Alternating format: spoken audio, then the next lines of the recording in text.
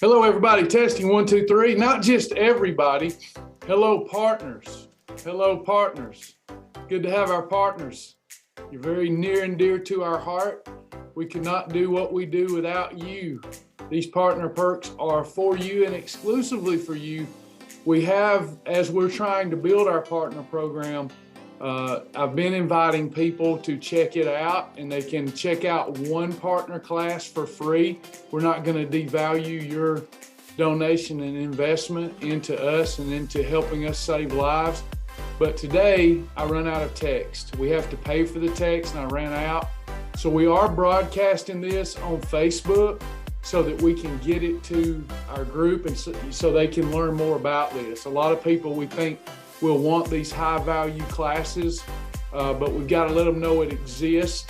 So we will be deleting it today. We're not going to leave it up. That would be devaluing our partners.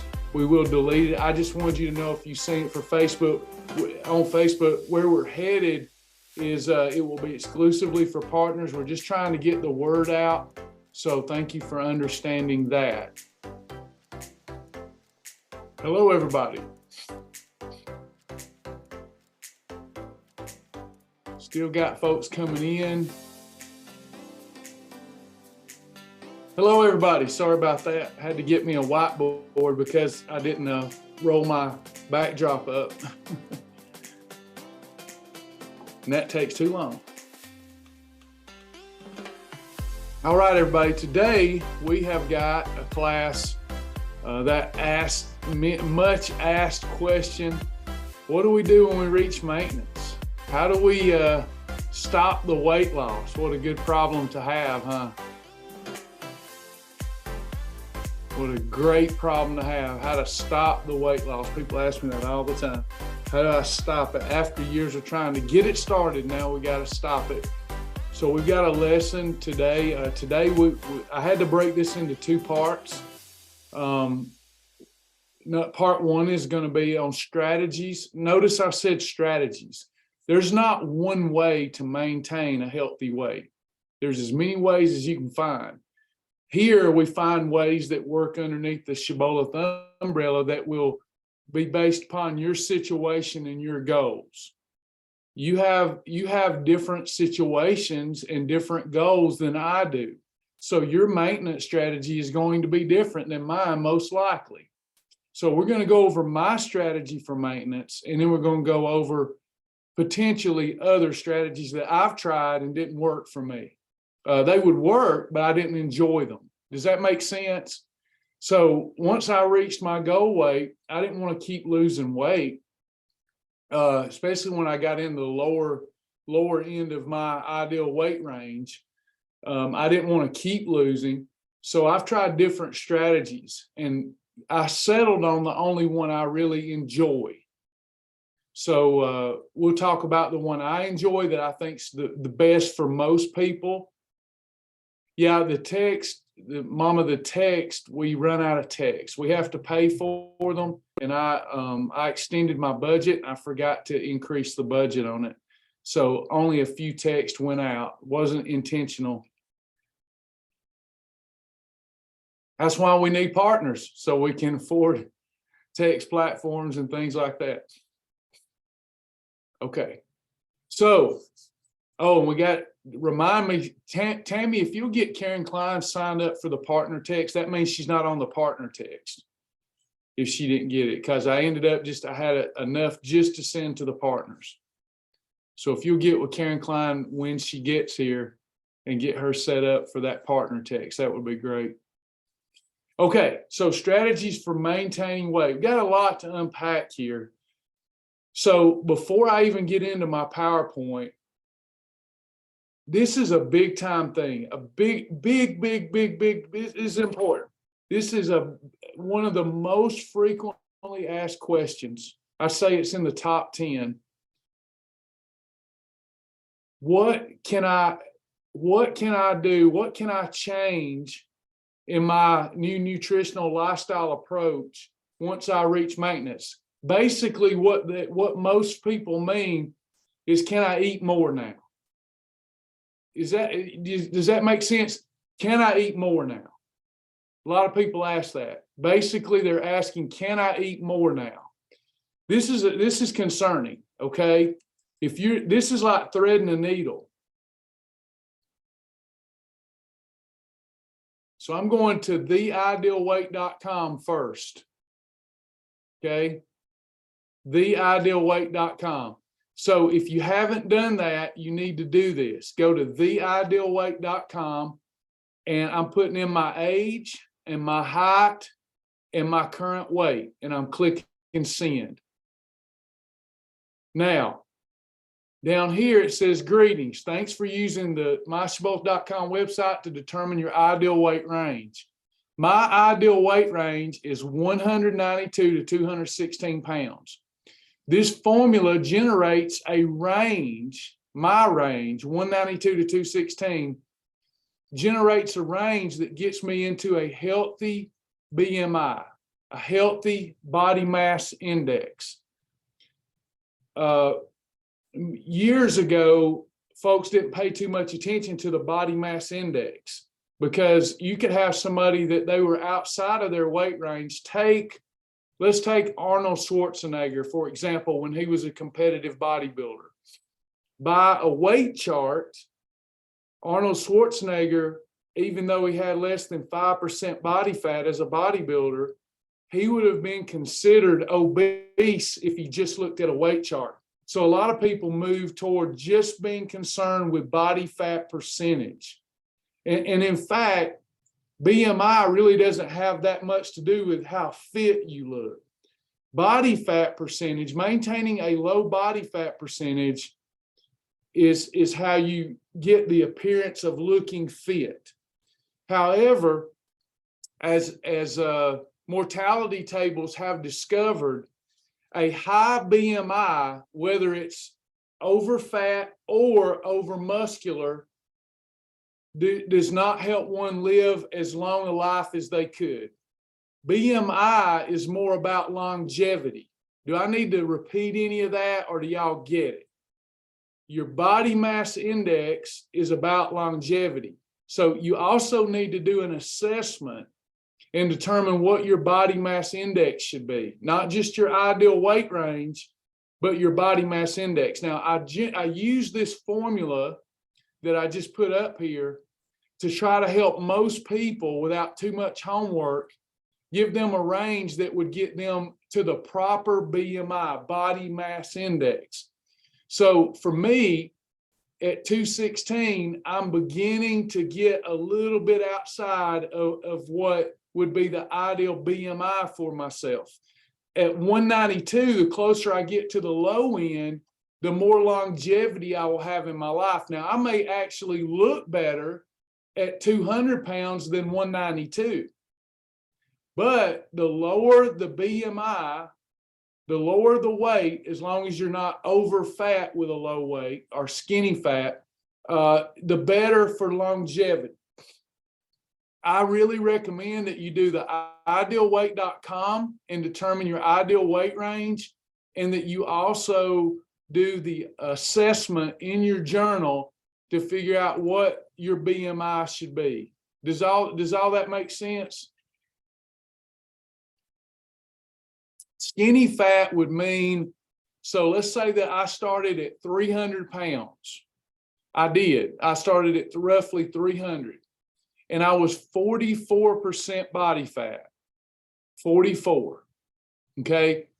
If I just did a restricted calorie intake program, I wasn't concerned with protein, I wasn't concerned with food combinations, but I kept my calories really low. Let's say that I was having 700 calories a day of vegan type foods with low protein. Then I could lose weight that way, but most of what I lose is going to be muscle and not fat, okay? So what happens is, even though my weight is coming down, it's mostly lean body weight that I'm losing. So my body fat percentage isn't going down. It's my muscle size that's going down. So you end up skinny, but still fat, because you're 30, 40% body fat still. So both are important. your weight coming down and then maintaining muscle as much as you can is so important.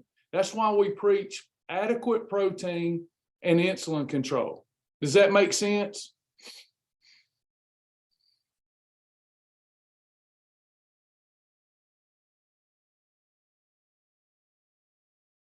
Right. Skinny fat is not healthy, but also having low body fat, but having too much muscle is not healthy. During the pandemic, we've seen a lot of folks with the comorbidities of being obese that got COVID. Statistically, there was more of those that perished that were obese and got COVID than not obese. But did you know that those that were overly muscular had a high BMI, body mass index, but even though it was muscle and low body fat, that it was very similar to the statistical occurrence of death for those amongst the obese. So what we really want to do is maintain an ideal weight range and a good, a fair amount of muscle. We don't want to get outside that BMI range. Now, here's the challenge before we get into the nitty-gritty of the lesson. Here's the challenge that you're up against, okay? Let me do this on, hopefully this won't be reversed on the screen. I'm not sure how it processes to y'all. Let me do it this way. Let me make sure y'all, it's not reversing on the screen. Can y'all read that? Sometimes it reverses it on the screen. Is that backwards or is that right? Okay, all right. So here's the challenge. When I was 300 pounds, roughly, I needed about 3,000 calories a day to maintain that 300 pounds. Are y'all with me? Roughly, this is rough estimate. You'll get the point in a minute. I need to maintain my 300-pound mass, I needed about 3,000 calories a day, rough estimate. That's 300 times 10. 3,000. Everybody got that part? So I wanted to be a 200-pound fella, okay? To maintain 200 pounds, I need about 2,000 calories a day to maintain 200 pounds. So I went to eating way below that number to get to that number, okay? If I had just had 2,000 calories of enough protein and a good combination, I would eventually got to go, but I actually did 200 times 8. Y'all hear me talk about that all the time. I actually did 1,600 calories or less a day while combining my food, except for on holidays, to get down to the 200-pound weight. Now, hold on. Here's the challenge when people want to start adding food back. So as I lost weight, I started losing weight very rapidly in the beginning. Anybody else, when you first got started, you was just, the weight was just falling off like taking a blowtorch to butter, right? Engage with me here. So you're dropping it like it's hot, but then as I got down to say 260, it slowed down. As I got down to 240, it slowed down more. The closer I got to this number, the slower the weight loss. The closer I got, the slower. So when we're on the descent, we're actually finding maintenance. How many of you, when you got really close to go, or the closer you get, it's really getting slow? So see, you're finding maintenance on the way to maintenance. You're not wanting to do something radical. Why did it slow down? Because your calorie deficit was slowing down. So when I was 300 pounds, let me do this little chart for you real quick. When I was 300, I could have 3,000. When I was 280, 2,800. When I was 250, 2,500. When I was 220, 2,200. When I was 200, 2,000. Okay. So what happens is on the way down, you're getting smaller, you require less calories. So the smaller the calorie deficit, the longer it takes to lose a pound of fat. That's why, watch this, if you want to keep things going fast, as you get about to the middle ways to your goal, you better start increasing the activity. Does that make sense? You've got to increase the activity rather than decrease the food. There's a point of diminishing return. For example, let's say Patricia Hurt is she's small in stature.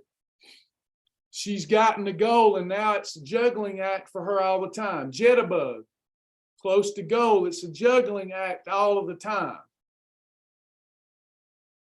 Once you get really close to that goal and you're small of stature, like say Patricia, you start getting down to a calorie number, and to speed it up, you want to keep going lower with the calories.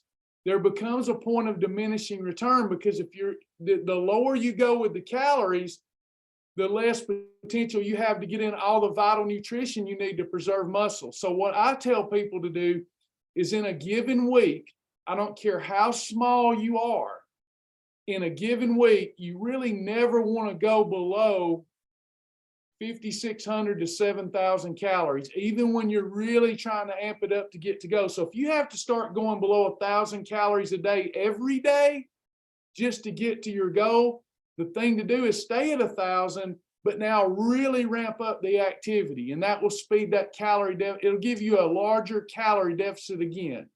Does that all make sense?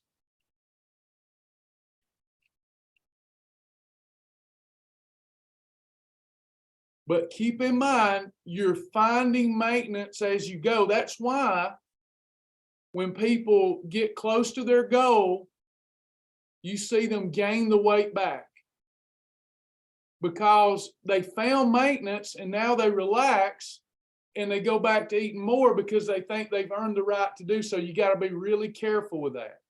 So let me give you some strategies to help you get through, and still do really good with your lifestyle.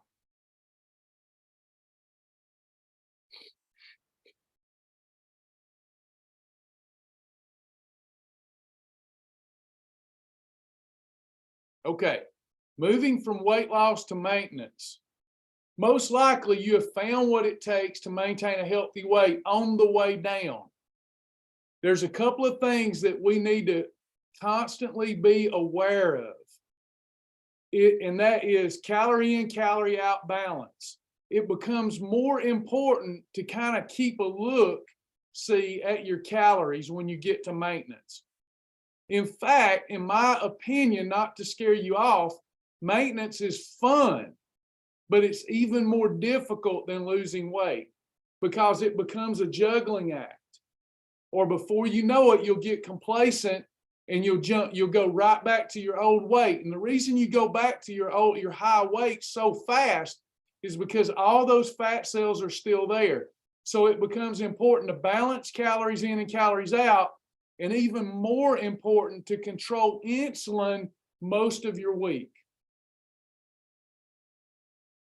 Determining your baseline metabolic rate. Baseline metabolic rate is the number of calories that you burn per day at rest. So for example, if I do the online assessment, my baseline metabolic rate, if I don't go work out, is about 1,900 to 2,000 calories. Ways to determine your BMR. The Shibboleth assessment, Rimfo scales, or any biometric impedance device will help you determine your BMR. I use Rimfo scales, and I do the Shibboleth assessment, which puts my daily maintenance calorie level at about 1,900. I try to stay below that for reasons we'll get into later. You can find other online BMR calculations online if you wish.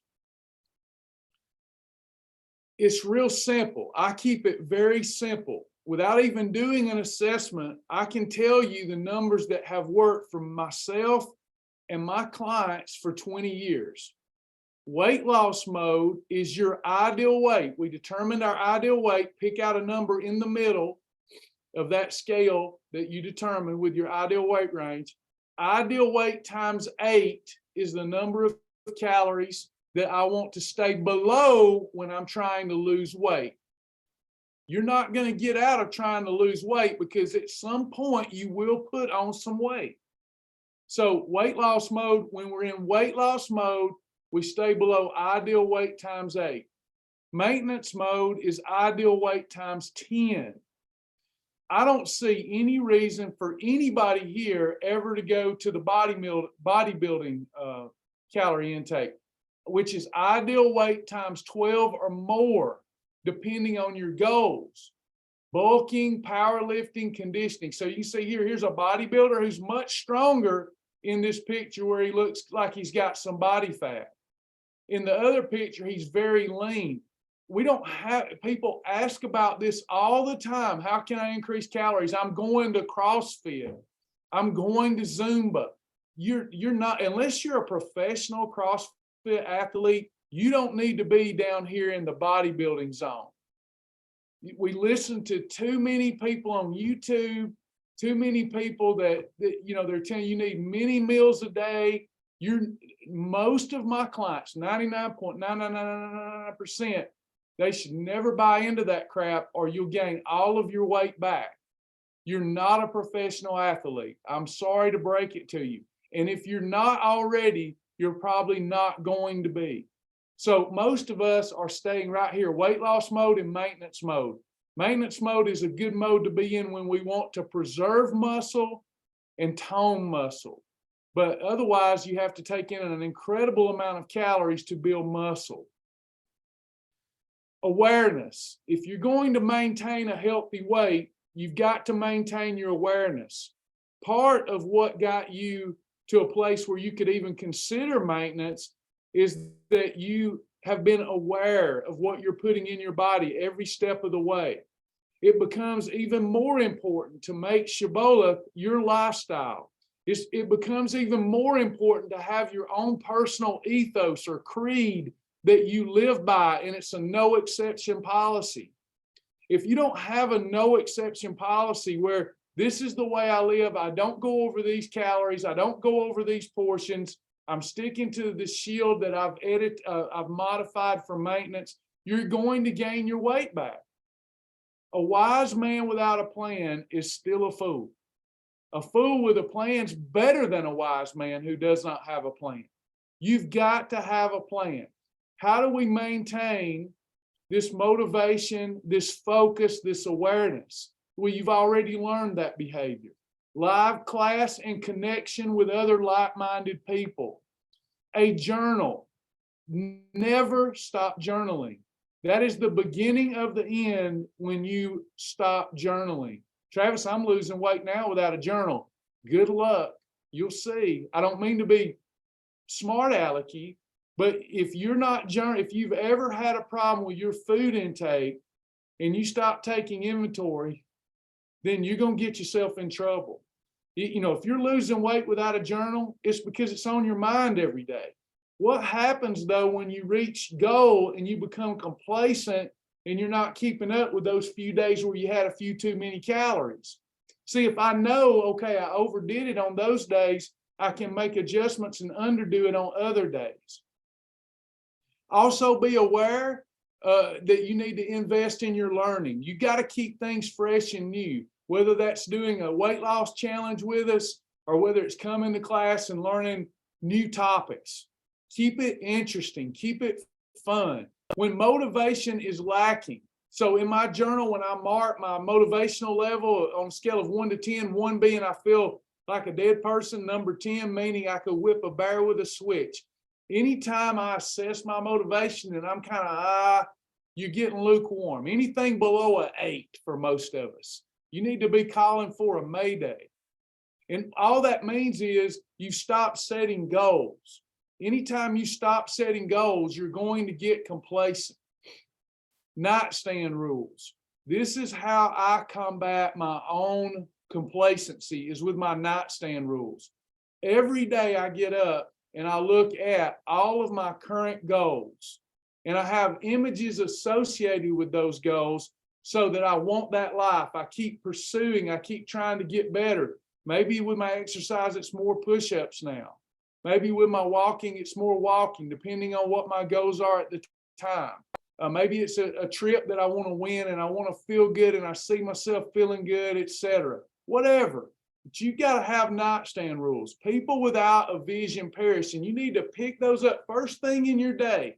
You say your prayer, thank you, Lord. Then you look at your goals. What is your purpose in life? What are you trying to accomplish? Because whatever it is, it goes a lot better with leanness than it does obesity. And then before bed, revise them. You don't have to, they can change every day. They can change every week. But your goals and your vision have to keep you motivated, or because you've been trying to get away from pain. You've been losing weight to avoid some sort of pain in your life. That won't keep you going once you reach your goal. So it was the pain that got you there, but how are you going to keep going if there's no pain in your life? You've got to come up with the pleasure, the vision.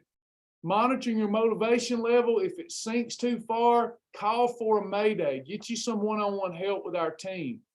You also have to draw your line in the sand. You have to have a line in the sand number. So for me, before reaching goal, I didn't want to just get to 200 pounds and quit, because as soon as you reach goal, you're going to see you've reached goal and you start making some modifications. And what you're going to see when you reach goal is that when you start incorporating more of the blue column combinations, more carbohydrate, more fruit, you're going to see yourself put back on the weight of glycogen, not fat, but the weight of glycogen and the water that the glycogen attaches to. So that can freak people out, because they start having some more carbohydrate. They start having more fruit, and that's okay as long as you're not in a calorie surplus. So what I like to see people do before they even consider altering their program is to strive to get 5 to 10 pounds below their ideal happy weight. Let me stop there and see if that makes sense. Does that make sense, y'all? So you want to strive. So if my goal was 200, I want to get to about 190 before I consider increasing my carbohydrate and my fruit. Does that make sense? Because the minute I have more blue column combinations, then my weight's going to go up. That doesn't mean it's fat unless I'm eating a calorie surplus, but it can mess with you mentally. So you want to get a little bit below your ideal weight. Stay in the low range of your BMI so that we can fall into the mid-range. Get a little too low so that we can settle in at the middle range of the BMI scale. Have a line in the sand number, 10 pounds over ideal weight.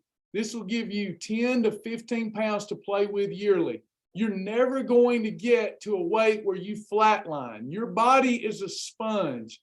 It's going to be, up and down. Now, the thing I'm working on for this year, I literally have reached my ideal weight. And what happens is I'll get 10 pounds over my ideal weight, and it doesn't feel good, even though that's my line in the sand. So like 210 is my line in the sand. But this year I never feel good when I reach my line in the sand. So I'm doing a reset. So now my low weight goal is 190. And that way, when I get to 200, I still feel great, but that's my line in the sand number. Everybody needs a line in the sand number. The challenge with a line in the sand number is only as good as your willingness to drop it like it's hot, right? So it's got to be really important to you. I treat, when I get to 200, this year it's going to be 200, but when I get to 210, then that means I start treating it like I'm 300 pounds again. I'm going ideal weight times 8. I'm following the Shibboleth shield. I'm having only one hollow meal per week. I'm going back strict because it's so much easier to get 10 pounds off than it is 100 again. And I can be back up to 300 pounds within 2 months with ease because all of those fat cells are still there. Does that make sense, everyone?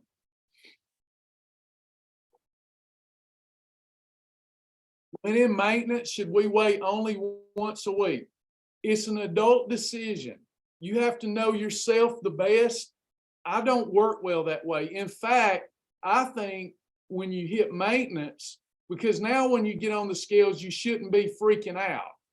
You know, a lot of times people that say, you know, I really get discouraged if I look at the scales every day on the way down, because some days they don't lose weight, so they get discouraged and they quit. So we say, well, then weigh once a week. It becomes really important once you reach your goal weight that you weigh more frequently. Charlene nailed it. But much more important, because now if you're up 3 or 4 pounds, you shouldn't be freaking out, but you're aware. Does that make sense? So it's an adult decision.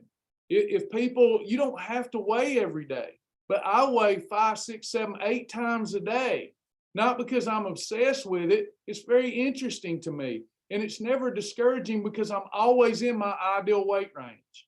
Make sense? Back to this. All right. So the weekly timing chart that's in your My Shibboleth account.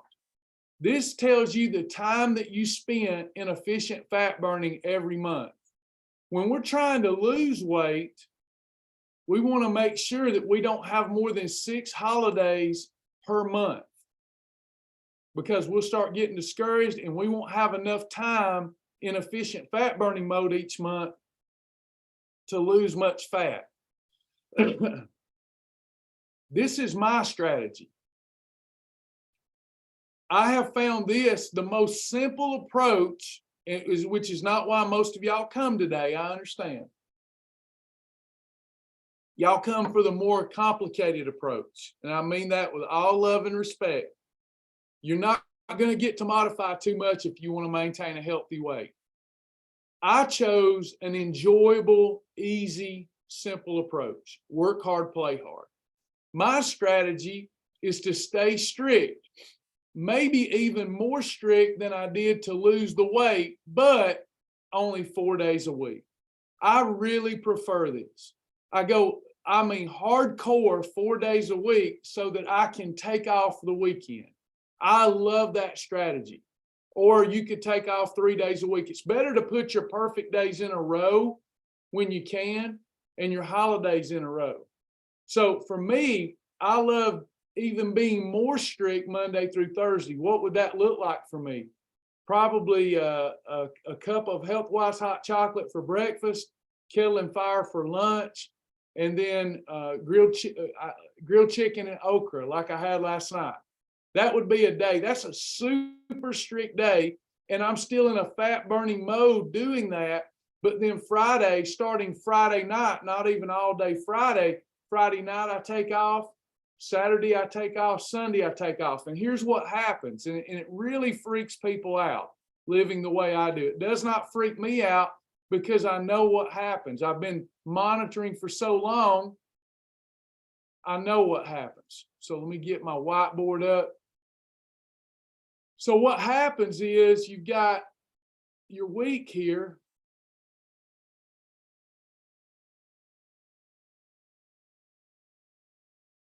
So Monday, Tuesday, Wednesday, and Thursday, my weight's going down. Okay. Even though I'm in maintenance, my weight's going down. I've just found this a more simple approach. And then on the weekend, my weight's going back up. And then the next week, I'm enjoying it. I'm working hard and I'm playing hard. And I'm getting a good maintenance line, right? When I come back after a weekend of eating what I want to, when I come back Monday, my weight is up.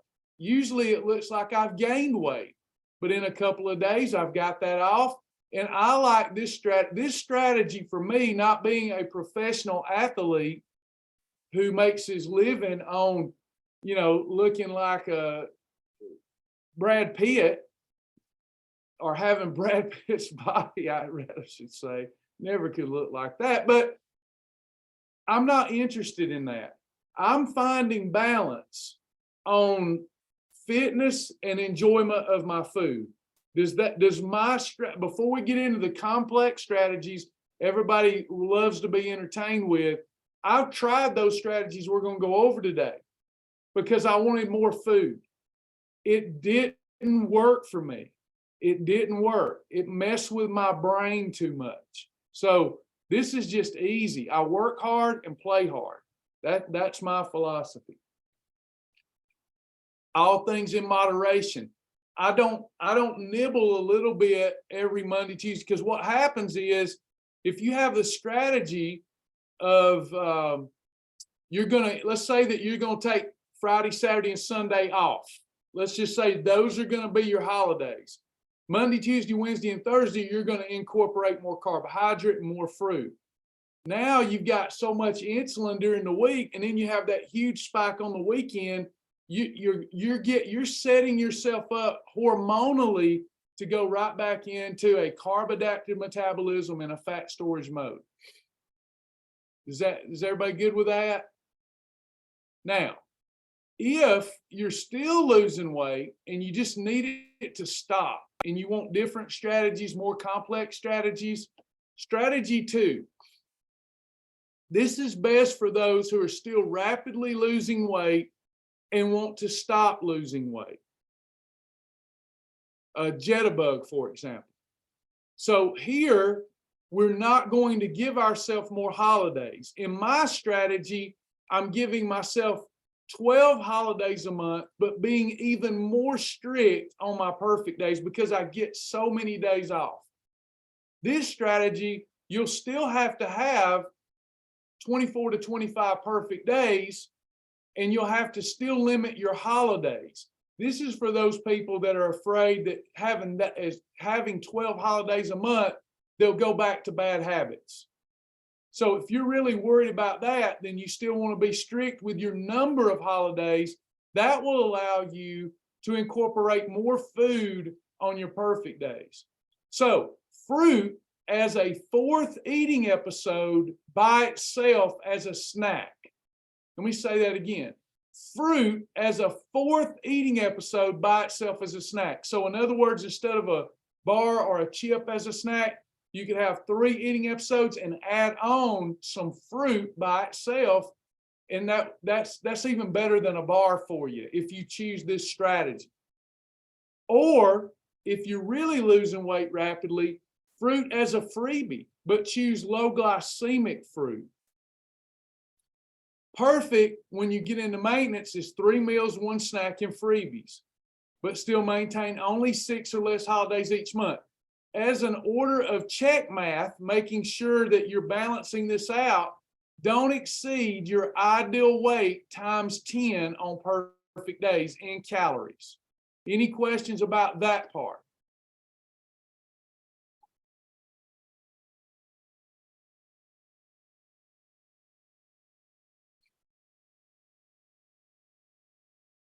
Does what I said about the fruit strategy make sense? Don't do this.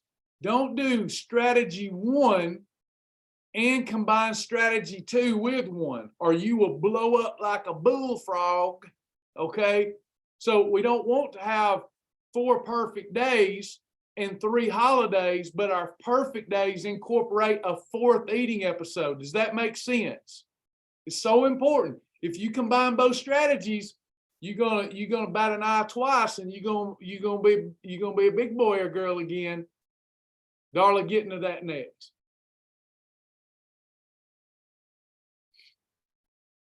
Yeah, like some people, this strategy works much better for than it did me, like Patricia Hurt, who prefers to still eat clean, but include something better than a bar or a shake. We're including fruit now, and we get a little extra food to stop the weight loss.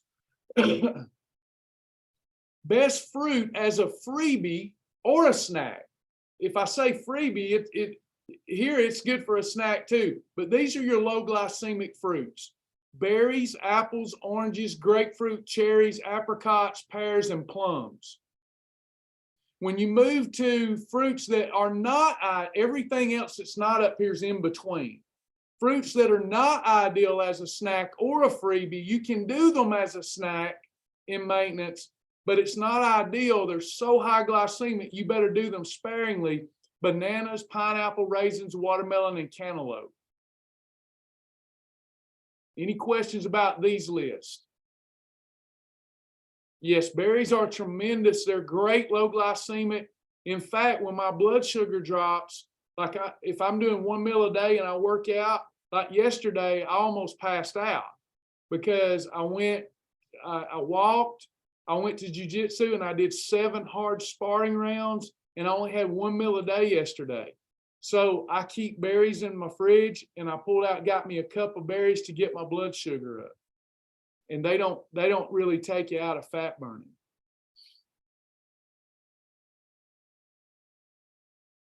All right, back at it. Oh, I seen somebody asked a question. Hold on. Does peeling an apple change the glycemic index? Good question. It does. When you remove the skin from the apple, that's going to speed up blood sugar impact, speed up insulin. You can still do it, but that skin helps neutralize that blood sugar, that fruit sugar. The skin is where all the nutrition is in an apple anyway. It's kind of like an egg and a yolk. So, you've got the except for sort of reverse, the skin is where all the nutritive value is. All right, next. Strategy 3. Here's another strategy. I do not do strategy 2 and 3 together or you'll blow up even bigger. All right. Best for those who are still rapidly losing weight and want to stop losing weight, or when one has a goal of bulking up and increasing power output, because this strategy has a muscle sparing, muscle building effect, because now all of your protein is utilized for muscle building, but you better be working out. Or if you're rapidly losing weight, this will finally put the brakes on it. Increase your carbohydrate at each meal. You can start with doing it by 1 meal. If you're still losing weight, add it to a second meal. Here, we're really talking about our blue column combinations. Instead of a 1/4 cup of carbohydrate, category 3, prepared, choose a 1/2 cup up to 1 cup prepared, but still in the correct combination. If you go to eating grains by themselves, they don't have as much sugar in them as fruit, but it's the starch. So if you start eating processed grains, a 1/2 cup to a cup at every meal is coming, all right? So really be careful with the type of carbohydrate you choose. Best carbohydrates for maintenance that you don't have to worry as much about and you can still increase your portion: steel cut oats, protein fortified health-wise oatmeal, Explore Cuisine pastas, sweet potato, lima beans, peas, and butter beans. These are fantastic. Limit the frequency of long grain brown rice, multi-grain bread. In fact, limit the frequency of any grain. Grains are not good. What animal do we feed grain to? Any animal we're trying to fatten up so we can slaughter it and eat it. So grain's not good. We don't want to be a grain-fed group here at Shibboleth. Grain should be enjoyed on an infrequent holiday basis, in my opinion. Corn, delicious corn, so fun to eat. You better limit it to a 1/4 cup until you get into maintenance. Then you could go a 1/2 cup, but still combine the right foods with it. White potatoes, they're higher glycemic than a sweet potato and they're not as nutritive. One little trick though with a white potato, if you'll boil a white potato and then eat it cold after it's come out of the fridge, really cold, a very chilled potato, it makes it more like a sweet potato from a glycemic index standpoint. But when you eat a white potato hot, then it's not very good for you. So do that very sparingly. Processed oatmeal like Quaker oatmeal and things like that, got to be real careful with those. When you relax, see this guy here, he's sitting on the train track and he's not paying attention and he's reading the newspaper. He's just ready to get run over. The diet devil will run you over after you've worked so hard to lose this weight. If you get complacent, it's all over. You better have a daily method of operation to keep yourself motivated and reaching for the stars. Your vision and goals. Use the vision and goal tracker online. Milk that thing. Use it every day. Nightstand rules again. Attend live classes frequently as you can. You may think that it's all a review for you. That's okay. You need that. The NFL, experienced football players, Tom Brady, high school athlete, college athlete, 20 plus years in the NFL. When he starts spring training, they're going through the fundamentals again. If you ever get away from the fundamentals, fast track, then you're in trouble. Journal. You've got to journal. So important that you don't stop doing these behavior modification techniques that got you here. Set new goals. Come up with fit goals. Don't just, once you reach maintenance, don't let it all be about staying skinny. Establish yourself some fit goals, especially exercise goals. I would incorporate upon yourself a minimum. If you're not working out at a gym or anything, just make it part of your life. Do it unto the Lord. Come heck or high water. Do it unto the Lord. Don't go below 10,000 steps a day if you're not doing any other exercise. 10,000 a day should be minimum. That helps you, as you've increased your calorie intake, that helps balance that out. Because an hour of walking for most people, if it's brisk walking, you're burning 350 to 400 calories. Strength training, building more muscle so that you have a higher baseline metabolic rate. When you feel complacent, engage in a weight loss challenge.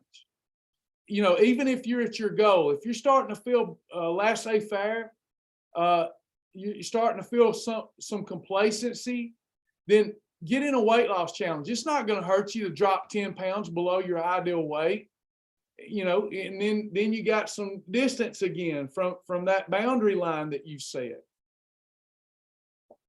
You should establish the following methods of operation. You should have a no grazing policy the rest of your life. Do not ever buy back in to you got to realize you live in a consumer environment. Of course they want you to eat more. Of course they want you to eat more frequently. Consumerism. That's how you buy more stuff. You consume more stuff. Think about that. It's just propaganda. And our medical folks, for the most part, they went through and got an education that's all about consumerism. You don't want to, and they don't know that, but you don't want to continue to graze all day. It's not even good for wellness. It's not good for your immune system to graze all day. So establish a no grazing policy. You eat your episode and you're done until it's time for the next episode. The only kind of animal that grazes are those animals that we're feeding the grain to and we're going to slaughter so we can eat them. They graze all day so they can get fat. What does grazing do? Constant insulin release. Maintain a daily fasting and eating window policy. For example, mine is 16 hours a day. That includes sleep. I'm not eating. I'm not going to eat until my 8-hour eating windows arrive. Your worst case scenario eating windows should be 12 and 12. And don't forget, once again, line in the sand calorie number for the week. Line in the sand for the week. What does that mean for me? So some days I fall below my calorie requirement. Some days I'm over. I don't too much worry about it if I'm at it for the week. So let's say that your ideal weight number was 1,200 calories a day. That's 8,400 calories a week. So if you're going through your week and you're doing what I do and you're even more strict waiting on the weekend, More of a deficit will allow you to have more of a surplus on the weekend. Okay? Any questions about any of this stuff? That's the end of the lesson, by the way. It's a good time to get your question answered about maintenance now. So look at it this way. If you struggle because you love to graze, worst case scenario,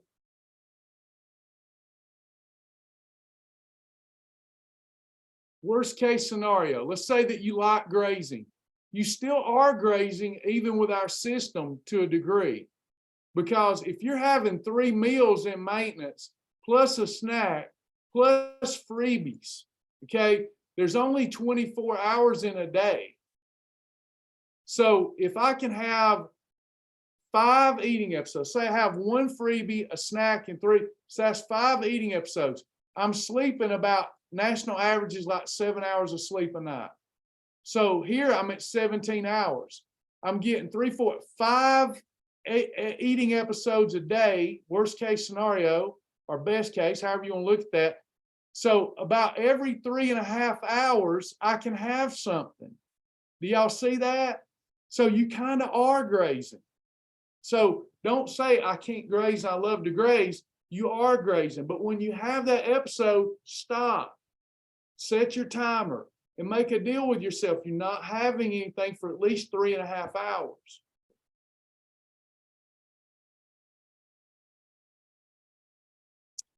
I only graze if I'm jeopardy of craving and maintenance, caving into maintenance. I perfect usually a dill pickle. That's never going to hurt you. I'm doing a 16-8 IMF right now. Would you say a 12-12 would be better? No, 16-8's always better, even if you're not trying to lose weight, because your body, it's not the intermittent fast isn't about necessarily weight loss. It's about your organs and your cells healing. They can't heal and they can't recover and they can't disregard toxins if you're feeding yourself all the time, because they're never getting a chance to rest and recover. So anytime we're eating, things are expanding. Anytime we're not, they're diminishing. And organs they can't be healthy if you're feeding them all the time. So 16-8, even better for those that enjoy fasting. I would say 20-4, believe it or not. I would say if I could do it, I'm more of a 16-8 guy, even though I do some 20-4s, but 20 hours a day of no eating in 4-hour eating window, maybe at the beginning of your 4 hours, a light meal, and at the end of your 4 hours, a good red or yellow or blue column meal. Fantastic way to live, because that will promote wellness. If you've never been a calorie counter, how do I start? You don't have to count calories. This is more for that. I do keep an eye on my calories. And what I do in my journal, I just put parentheses about how many calories that item was, and I overestimate a little to be sure that I'm falling under my calories. So if your ideal weight is 150 and you're in maintenance, that means you're at 1,500 calories a day. So then if I put a grilled chicken and lettuce and approved dressing, and let's say I know that's 350 calories, I'll put in parentheses 400. I'm just kind of keeping an eye on it. Can we add anything to the Beverly UMP and it still be a turbo? Berries. Berries is a good thing. I mix mine with either water or egg whites, and I add berries a lot. Berries are not going to hurt that shake. It's not going to take it out of turbo.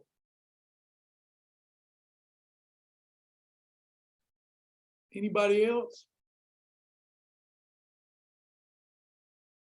If this was your first class and you liked it, we do the partner class, exclusive partner classes on Thursday. When we have more partners, we'll do more classes. But we do it on Thursday at noon, 3 weeks out of the month. So hopefully you'll enjoy it. You'll get a lot of good out of it. We've got some other perks coming, but so far these have been a big hit. This is the 3rd class. Sasha and Sergey is almost ready to roll out the partner dashboard. In fact, I think they're about ready to do it today, if not this week. So if not today, this week, where you've got a dashboard with just stuff exclusive to partners. And if you want to become a partner, if this was your first class and you're not a partner, we ask on the honor system that you don't come to these if you're not a partner. We're not trying to be mean, but we do everything we do without our partners' help at a loss. We're actually paying people to lose weight. We spend more than what we take in to help people lose weight, and our partners feel the call to help us, to pull up alongside us and help us continue doing what we do. So www.helpshibboleth.com, and then you get partner perks. Thanks, Chris. Thanks, everybody. Can I review this today anywhere? It'll be in your partner library sometime this week. We have to now download it, process it, load it back to the website.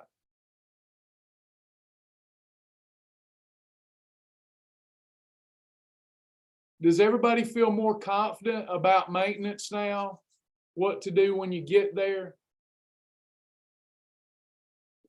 Thanks, Darla. Thanks, everybody. I got so much to offer our partners. I really do. I can teach a new class every week that's as deep as y'all want to go. I love doing this stuff. It's really refreshing to get to teach something besides fast track.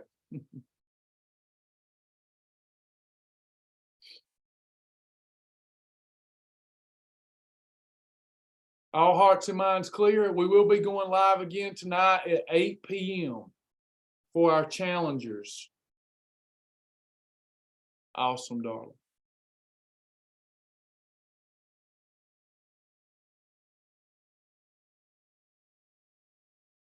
All right. Thank you all. God bless you. It's good to connect with you. Next week, bye, Mama. Bye, Karen. Next week, Karen, we'll finish up part 2 of your request. The more of these requests you give me, the less planning I have to do, because I've already got enough other classes I can do when y'all don't have a topic you want to discuss. So next week we'll do editing our nutrition consumption for a goal of muscle building.